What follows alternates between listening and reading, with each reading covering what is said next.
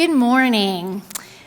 Any of you moms, grandmas, maybe aunts, have you ever had a moment where you're heading into your bathroom at night and you head to the sink and you look down and there is a slightly larger than life ant in the sink? Anybody have this issue?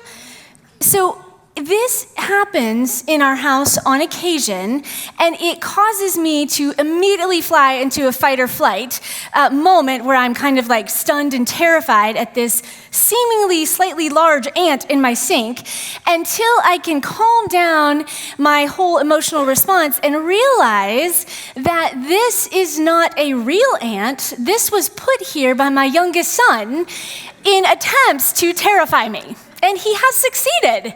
And I go around the corner and he's fully delighted at himself, right? So this, I don't know if this has ever happened to you, but this, when it's one ant, I can deal with it, especially when I realize it's fake. Then we're okay. I can deal with that. But have you ever had something like this picture happen in your life? I mean, you're set on this donut. You know, you were really looking forward to this donut. And it's sitting there, and you walk away to go do something, and you come back, and it's covered in ants. Your day's ruined. I mean, the whole day is a mess. You are angry. You are irritated. You declare war on ants, right? It inflames you because there are so many of them. There is no way you're picking them off and still eating the thing. That's not wise. But so these ants, when there are so many of them, it becomes harder for us to get our emotions under control and deal with it. Well, in my line of work as a counselor, ANTS actually stands for something. It stands for automatic negative thoughts. And this is something that we all experience. So I began doing some research on this, and the research is widely varied in determining how many thoughts we actually have a day. Apparently, it's hard to decipher that. So the research says that we as humans, in our one day, 24-hour period, we have anywhere between 6,000 and 50,000 thoughts per day. Did y'all know you were thinking that much? 6,000, 50,000 thoughts per day. Now, those are just thoughts, but what the research did agree on, even though they were varied in that, they did agree that out of those 6,000 to 50,000, 80% of our thoughts are negative, and 95% of our thoughts are repetitive. So we are having these negative, repetitive thoughts on a daily basis. These ants, these automatic negative thoughts coming through. And that affects how we feel. It affects our relationships. It affects how we treat ourselves and people around us, how we act in the world, how we behave. It affects how we live out our faith. Often because we get this filter going through our life and we begin to view everything through it. So they kind of form these, what we call life scripts. Eric Berne, who was the theorist behind transactional analysis, which y'all don't need to know about, that's okay, but he said that life scripts are unconscious pathways created in childhood, and they're strengthened with evidence sought throughout life, ensuring our beliefs are justified. And for an example, if as a kid, if you are told that you are such a compassionate, kind friend, then throughout your life, you're going to look for evidence that I am indeed that. I want to justify that belief. But if in childhood you are told something like you don't have enough value or you're not good enough, then you begin all your life to look for evidence that that thought is actually true. It creates a filter through which you view every situation that involves you and people around you. Albert Ellis, he was the creator of rational emotive behavior therapy. He said this about negative scripts. He said they are pessimistic ways of thinking about ourselves, others, or the world in general.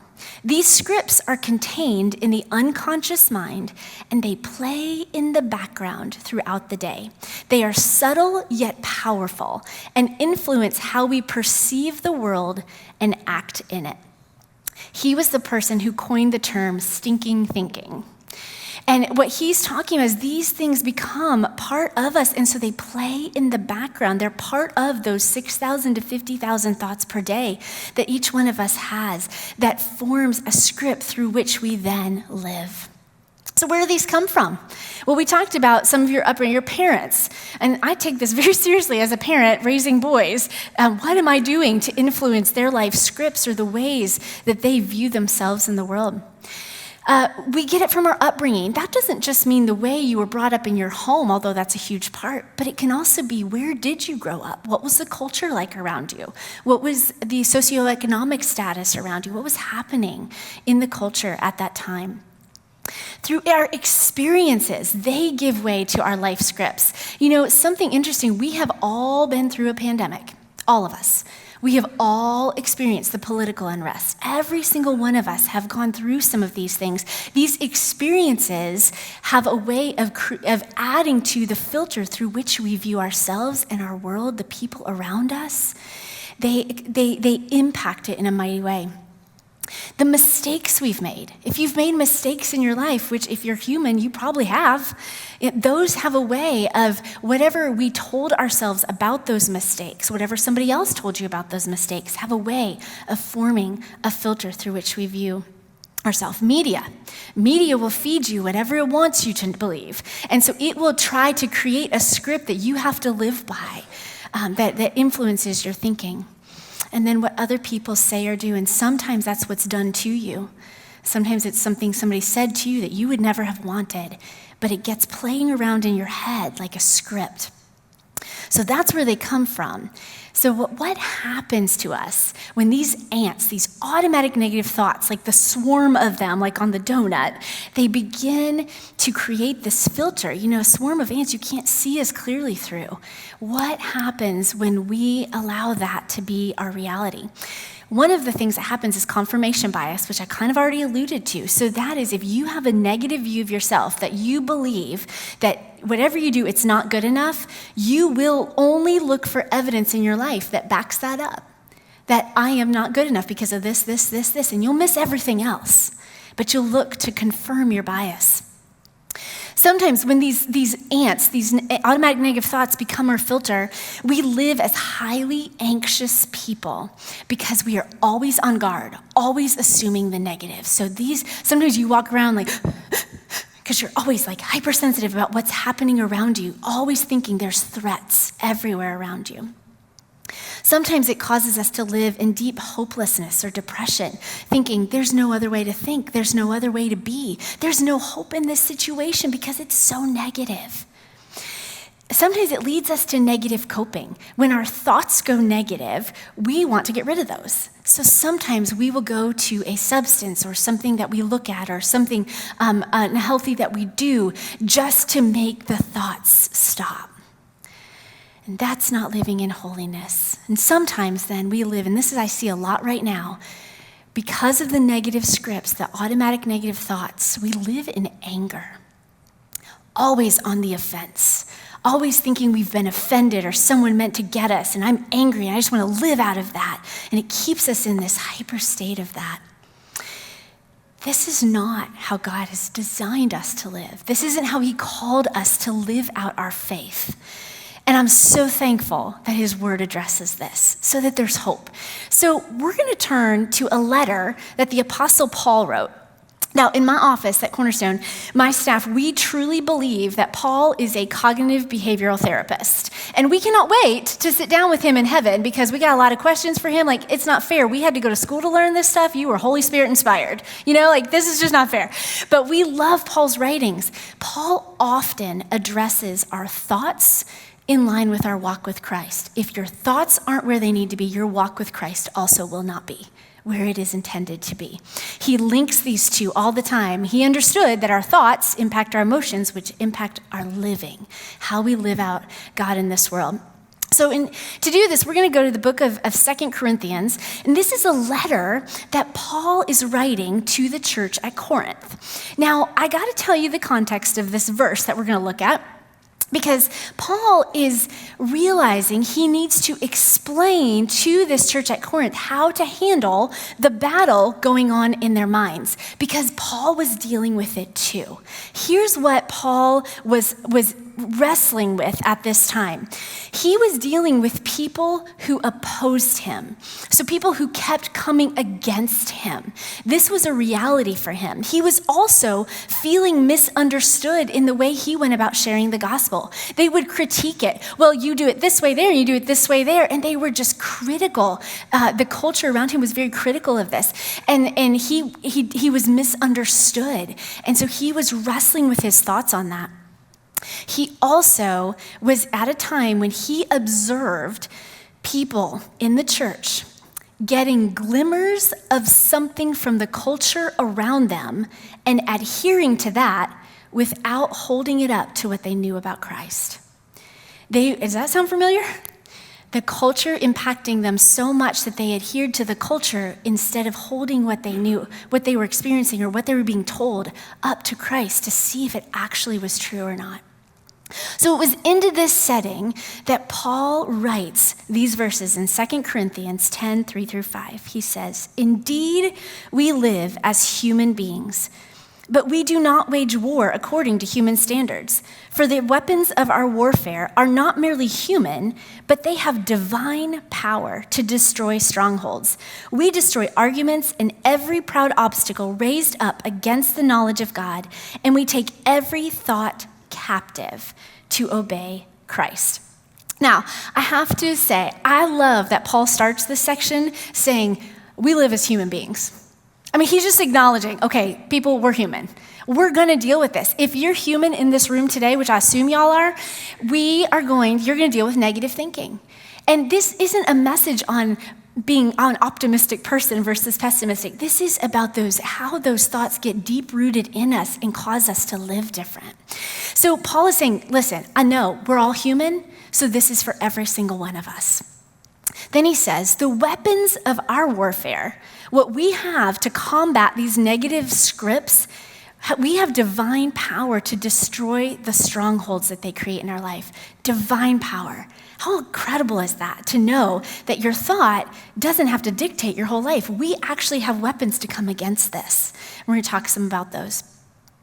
He says we destroy arguments and obstacles raised up against the knowledge of God that speaks truth into our lives. So we take these arguments, these obstacles, these negative impacts of thinking, these ants that come against us to create filters that are so negative and harmful to us and people around us. And he said we raise those up against what do we know about God? What would he say to us and to others? What would he say about others in this situation? And we examine it in that way. And he says, and we take every thought captive to make sure it lines up with the reality of God's truth about us. You realize that if our thoughts on a daily basis could line up with God's truth about us and the people around us and our world in general, that we as followers of Jesus would actually begin to have healthy thoughts, healthy emotions, healthy actions, healthy life rhythms, healthy relationships, healthy perspective, healthy choices. We would begin to look very different to this world because we are human, but we have weapons that this world doesn't have to combat those negative thinking. So, how do we do this? How do we take our thoughts captive like Paul's talking about here? How do we do this? How do we get this shifted around? Well, I have to tell you, you can't change anything in your life until you're aware of it. Are any of you pen clickers? You just sit there, you're just clicking away until somebody in the room says, would you stop? Would you please stop clicking your pen? And all of a sudden you stop and you're like, I didn't even know I was doing it. Didn't even realize that. Have you had anything in your life that your sweet family members draw to your attention, that you didn't even know you were doing? But once you were aware of it, you could stop it. You could change it. You could do something about it. And this is the same way. This is why Paul says you have to take your thoughts captive so that they are obedient to Christ, so they measure up, they line up with the knowledge of Him. If you don't know you're having a negative thought, if you don't know aware of it, you can't do anything about it. It just rules your life. And so he's saying that's not how we were made. We actually can know we're having these thoughts and do something about them. So I want to grow your self-awareness of yourself a little bit. All right, I'm gonna go over some ant traps, but we kind of flip this in the mental health world. So ant traps in your house, if you see a bunch of ants, you probably get ant traps as a way to like conquer them. In the way of thinking here, these ant traps I'm gonna go over with you are actually the ways that these ants, our automatic negative thoughts, try to conquer us. They try to trip us up so that we fall into these traps. And then we don't live healthy or think healthy or view people in our world and ourselves healthy. So I'm gonna go through these and I want you to be aware, this is your moment of self-awareness. Oh my goodness, I do that, all right? Now, this is not a nudge your neighbor time. I don't want you to do that. I really want you to think for yourself, do I do this? Do my thoughts end up in these type of ant traps? So here we go. The first one is all or nothing or overgeneralizing. So if you fall into this ant trap, that would sound like if I'm not perfect, I have failed. Or if I do it right, or I just don't do it at all. It's all or nothing. The next one is mental filter or disqualifying the positive. So in this occurs, you have had a situation happen in your day that was not your favorite, maybe difficult, and you hone in on it so much that you ignore the whole rest of the day. All you see is that negative. It doesn't matter if someone told you that they loved you, if your family just provided, if you got a compliment, it didn't matter. You disqualify anything good and you hone in on the negative. That's disqualifying the positive or mental filtering. Jumping to conclusions. Now, this happens in two different ways. The first way is you begin to think that you have the ability to read the mind of others. So this happens when you walk into a room or down the hallway at school and you say, I know they think this. I know they think this of me. I know that person thinks this. I know this. Y'all, you don't know that. Do you know you don't know what people's minds are thinking? And thank goodness for that. That could be terrifying, right? By the grace of God, we don't have that gift. So it's mind reading. It's assuming you know what someone's thinking when you don't know. Or you assume, the next part is fortune telling. You assume you know how the future's gonna unfold. So this could sound like, well, this day is gonna be the worst. Or I know I'm gonna fail my math test. I know this whole business deal, it's gonna be awful. You don't know that? You have not lived in the future. All we get to do is live in this present. So when we fortune tell, that is jumping to a conclusion that you cannot make. This is when I get stuck in, and Bradley Taylor is great at saying, whoa, Kari, you jumped way over there. That doesn't quite make sense. Let's reel that in. And he helps me bring that back. And I'll tell you, because I know my mind tends to go to that trap, it doesn't trip me up anymore now that I'm aware of it. I recognize it, and I use the tools God's given me so that I don't stay there. The next one is magnification and minimization. This is kind of catastrophizing, all right? So Brad Taylor is really good at this during baseball season. So here's what happens. The Cardinals are playing, and it's the first inning. And they either strike out, they make a bad play, something happens in the first inning, and to Brad Taylor, the whole game is lost. They now will never make it to the World Series. Like, the season is over. We call him Eeyore, don't we, Keaton, at our house during baseball season. This is his nickname. He's very positive in other aspects of life, just not baseball. And so that's magnification. You take this little thing, you blow it up. Now, minimization is also where you take something that is a big deal, something you need to pay attention to, and you minimize it. Something that you really need to be aware of, and you're like, it's not a big deal. I'm not going to really think about it. I'm just going to push that down. Right? We do these magnification and minimization. The next one is emotional reasoning. So this is where we take an emotion and we draw a conclusion from it.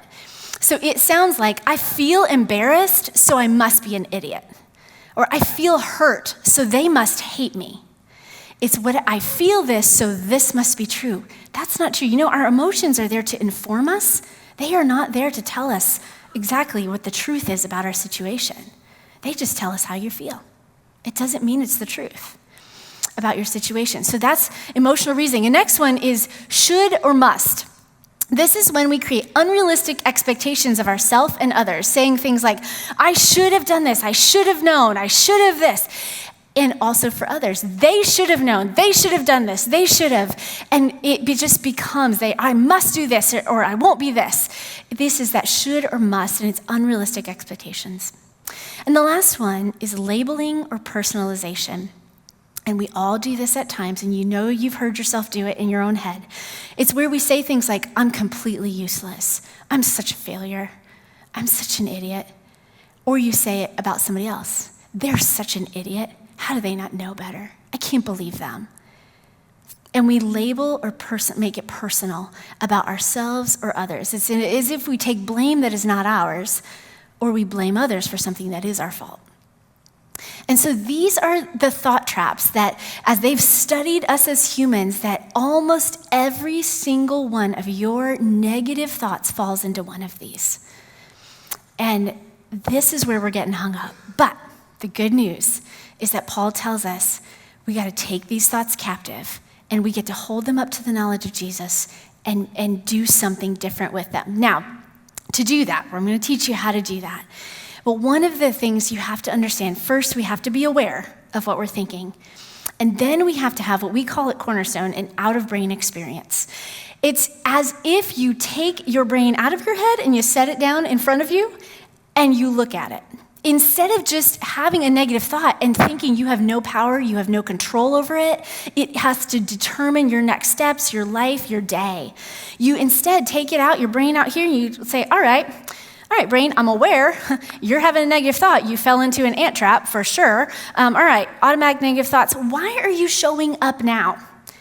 Why did you decide to get so loud in my head? You're really going to crimp my whole style of my day if this is what we're going to think about all day. This is really going to impact my marriage in a bad way if that's where we're going to go all day. And this thinking, and you start to walk around your thought and just get curious about it.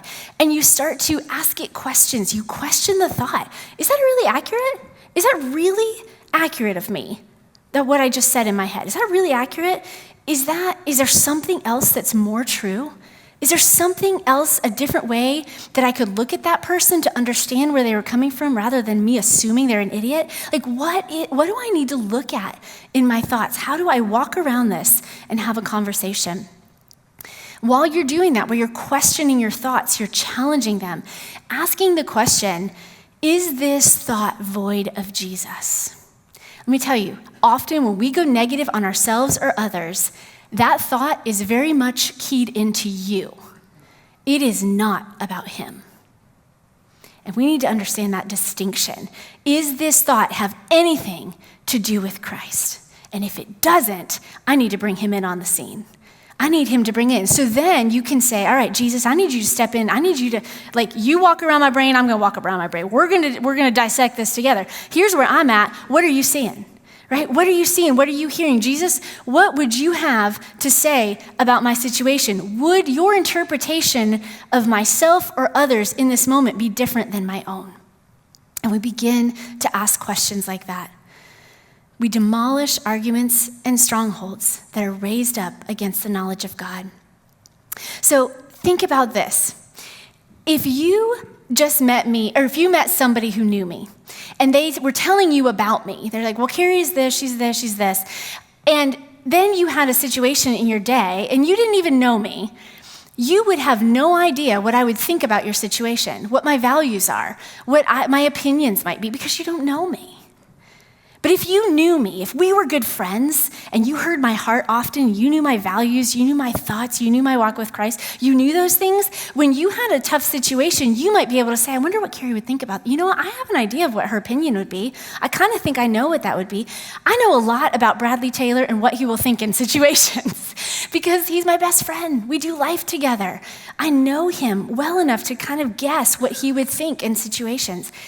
That's how it is in our walk with the Lord. If you know about him, you will not know his thoughts on your situation. If you know him, because you're in a constant relationship where you're reading his word, you're talking with him, you're praying, you are listening to the Holy Spirit, you are involved in groups of people who also know him, guess what? You will have an idea of, I think I might know what Jesus would say in this situation. I think I might know what his thoughts about me and others would be right now, because you know him. You know him well.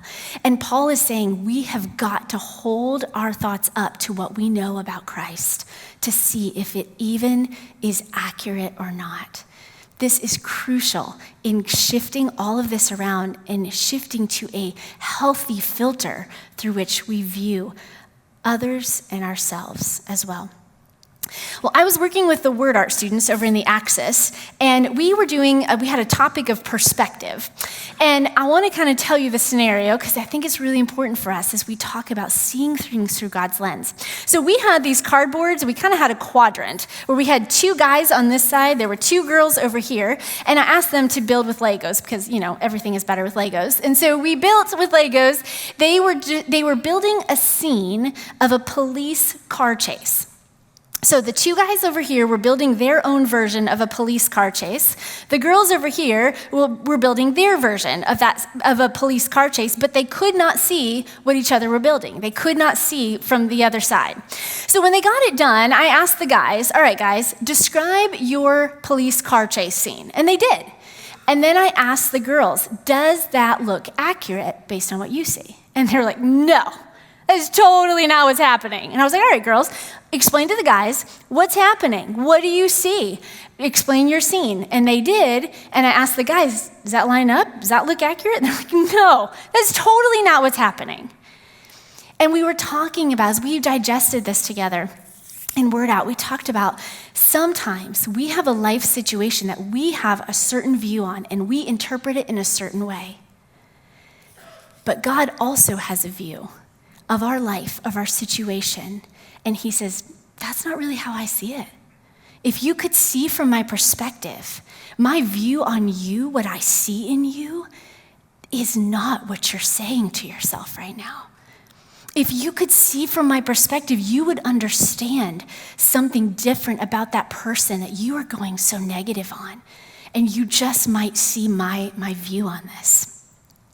This is a beautiful way that God allows us to take our automatic negative thoughts and line them up, take them captive, hold them up to our knowledge of him, and begin to say, is there a different way that I need to think about this? And God may say, that's not how I see it or how I see you. Let me tell you how I'm being involved in your story, how I would like you to think about this. The challenge is, what if we actually believed him? What if we actually took his perspective and said, I'm going to go with your perspective, Lord, even if I don't understand it yet? How would that change our living? Well, we're going to make a link real quick back to the Old Testament. We've heard Paul's story, or his message to us, to the church of Corinth, and we're going to take that passage, but we're going to link it to the Israelites. Now, remember the Israelites, they were in bondage in Egypt for 400 years. They were slaves in Egypt.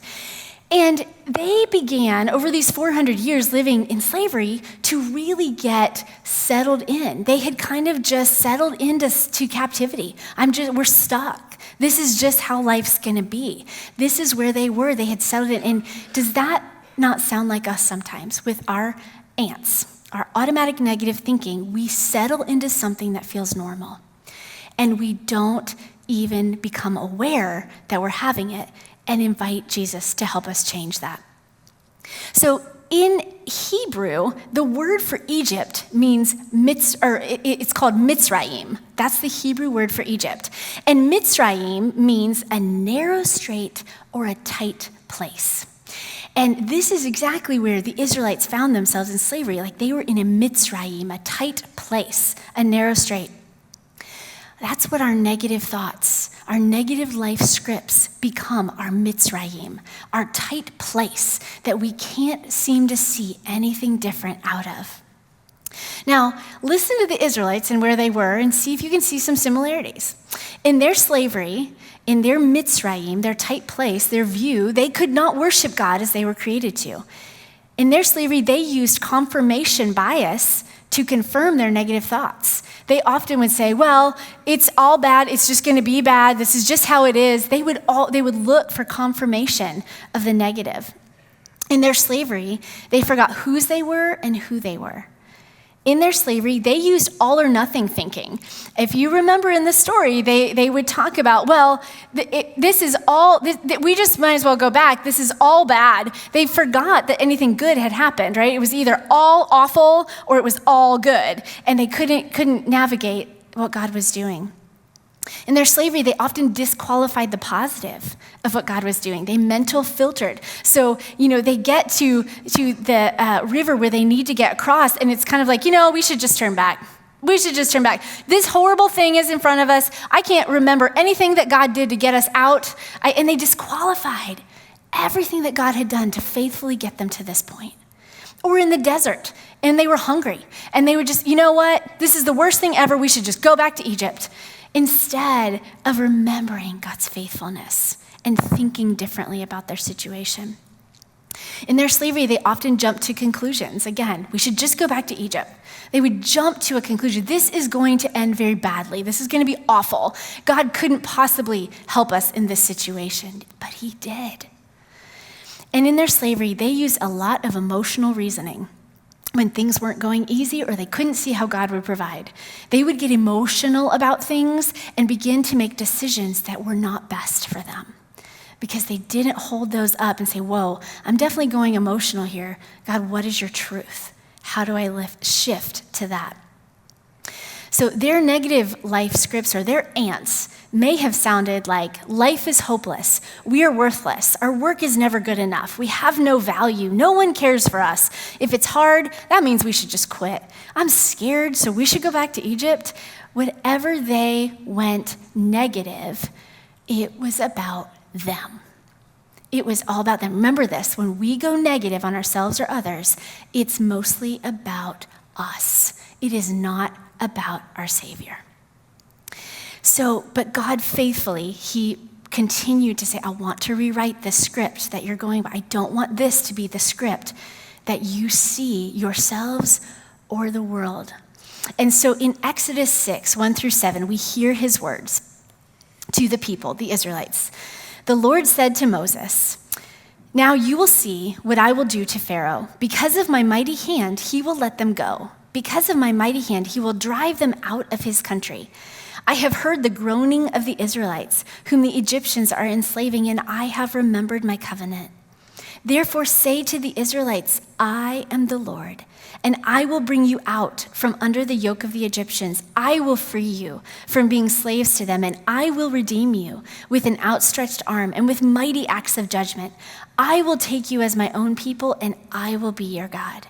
Then you will know that I am the Lord your God who brought you out from under the yoke of the Egyptians. This is fascinating. When God spoke to the Israelites, he did not address their negative thoughts.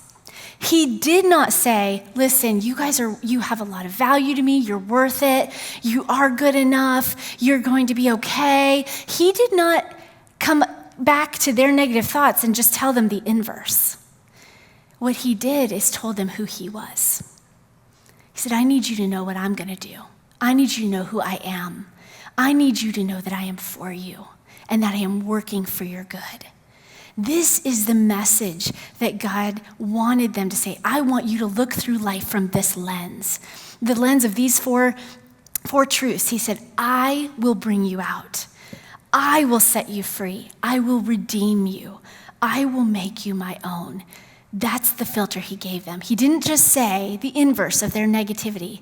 Instead, he said, let me tell you about me. That's what you need right now. And that is where we are too. You know, when I hear somebody tell me their story, if their story about a situation is void of these four truths, how is God bringing you out? How is he setting you free? How's he redeeming you? How's he developing you into his own right now? I know that they are living out of negative thinking. Those ants are wildly at play. But when I hear a story of a situation that's difficult in someone's life, and it's a little bit about the story of what happened to them, and the whole rest of it, 2/3 to 3/4 of it, is about what God has done and is doing, I know they have shifted into healthy thinking. That's testimony. It's a little bit about what happened to us or what's going on, but it's a lot about God and who he is and what he says we are, who he says we are. What if your true life scripts include evidence and a healthy filter of how God brought you out or he is bringing you out? What if it's about how he set you free or he is setting you free? What if your filter became God redeemed me and he is redeeming me in this way? Or what if it was God made me his own and I keep learning this in this way? If that became when you had this out-of-brain experience and you walk around it and you bring God in on the scene and you say, God, I see what I see. I want to see what you see about me and the people around me and my world. I want to get my thoughts captive. You know, when your thoughts are captive, you're the boss. Do you realize that? Like you get to decide how much they eat, how much attention they get, right? How much of your energy goes into that? How much rule they get in your day? Paul says, take every thought captive so that it lines up with Christ. Hold it up to what the knowledge of God is in your life and live healthy out of that. There's a song by Big Daddy Weave, and I hope you can listen to it later. It's called My Story. And I want you to listen to the words and the way he talks about story or his life script, the way he is telling you his filter on his life. He says, if I told you my story, you would hear hope that wouldn't let go. And if I told you my story, you would hear love that never gave up.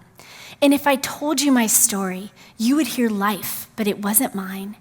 If I should speak, then let it be of the grace that is greater than all my sin, of when justice was served and where mercy wins, of the kindness of Jesus that draws me in. Oh, to tell you my story is to tell of him. If I told you my story, you would hear victory over the enemy. And if I told you my story, you would hear freedom that was won for me. And if I told you my story, you would hear life overcome the grave. If I should speak, then let it be of the grace that is greater than all my sin, of when justice was served and where mercy wins, of the kindness of Jesus that draws me in. Oh, to tell you my story is to tell of him. This is my story. This is my song, praising my Savior all the day long. How great would it be as followers of Jesus if the way we told people or the way we talk to ourselves or others was to say, I can tell you my story, but it's going to be to tell you about him. When you go negative on yourself, instead of just assuming you have to listen to that, to walk around and say, you know what, self, I'm not going to tell this story. I'm going to tell a story about Jesus, about what he's doing, about his truth in my life.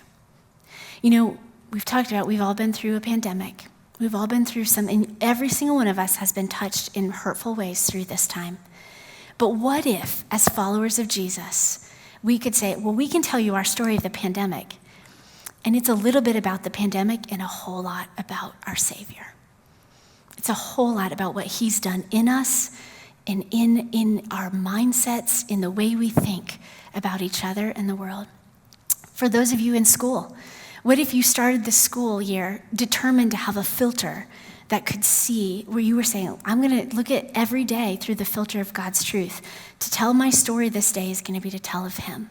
I'm going to look for evidence of him. What if we all did this? Our world would begin to say, I think I want a walk with Jesus, if it means they can tell stories that are healthy, right? About ourselves and about our world. Let me pray. Father, I thank you for these, my fellow followers of you and my brothers and sisters in Christ. I thank you so much for Paul and the insights he had. He acknowledges we're human, but we also have this incredible ability to have self-awareness, to know I am going negative right now.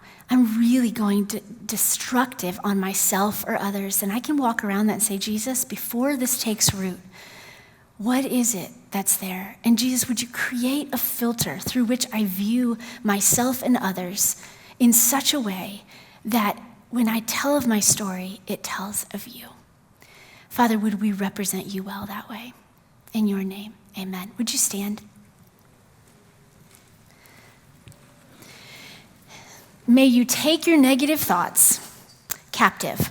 Hold them to the powerful truth of the knowledge of God in your life and allow him to give you a life script, a life filter that doesn't agree with all the ants, but is a filter of holiness through which you view yourself and the world around you. And this story include his elements of, I will bring you out, I will set you free, I will redeem you, and I will make you my own. So that as followers of Jesus, we live out this freeing truth that to tell of my story is to tell of him.